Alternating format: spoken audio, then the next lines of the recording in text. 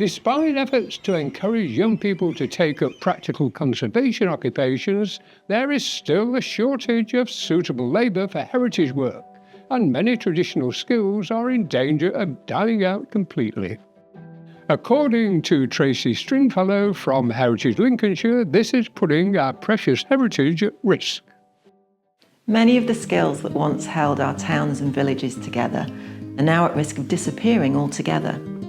Despite years of effort to encourage more people into traditional trades, there's still a shortage of workers who understand how best to care for older buildings.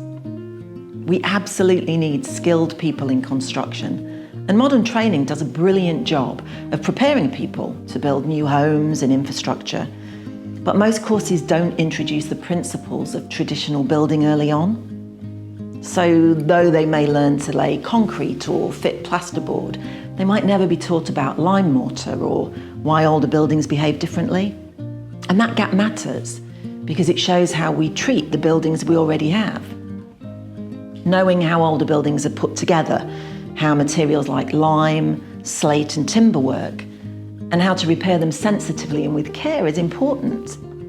It isn't just about listed buildings or ancient churches.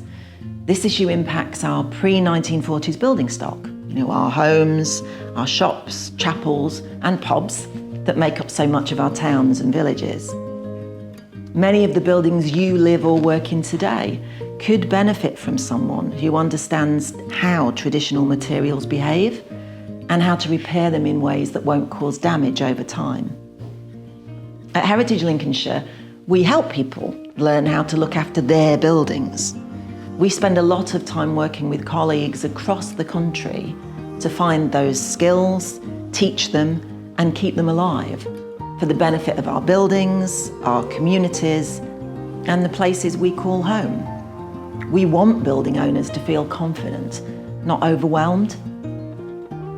Heritage Crafts is the national charity for heritage crafts, and each year their red list tracks which traditional crafts are surviving and which are close to extinction. Some of the skills now at risk might sound irrelevant or their loss inevitable, and you might smile at the thought of parchment making or straw hat weaving as quaint relics of days gone by. But these crafts were once commonplace, and skills now listed as extinct were all at one time viable and valued. In its most recent update, 62 crafts were listed as critically endangered and 84 more as endangered. And what makes the list striking is that it includes skills that still have real meaning. Skills like millwrighting, the craft of restoring windmills and watermills. In Lincolnshire, that's not an historic curiosity, it's a living part of our landscape, with great surviving examples across the county, like the Six Sail Mill at Waltham, and they're directly impacted by this loss. There are training providers like the Building Crafts College in Stratford, the University of Lincoln's conservation courses, Lincoln Cathedral's Works Department, and Groundworks in North East Lincolnshire. And they offer a range of training from apprenticeships to master's programmes that aim to preserve traditional skills and support the heritage sector. But this isn't widely and consistently available. What we really need is a joined-up approach to heritage skills across training, funding, policy, and local delivery.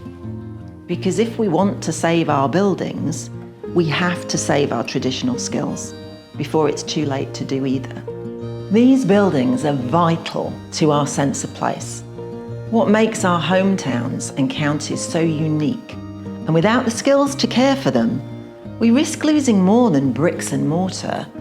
We risk losing part of who we are.